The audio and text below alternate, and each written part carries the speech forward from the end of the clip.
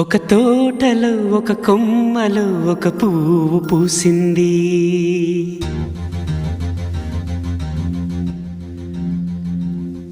మహారాణిలా మహాలక్ష్మిలా ఆ పువ్వు నవ్వింది.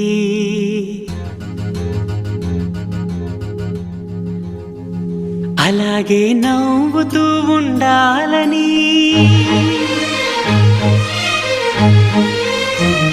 అలాగే నవ్వుతూ ఉండాలని నింగి నేల వాగు వంక చెట్టు చేమ గువగూడు ఆశీర్వదించాయి.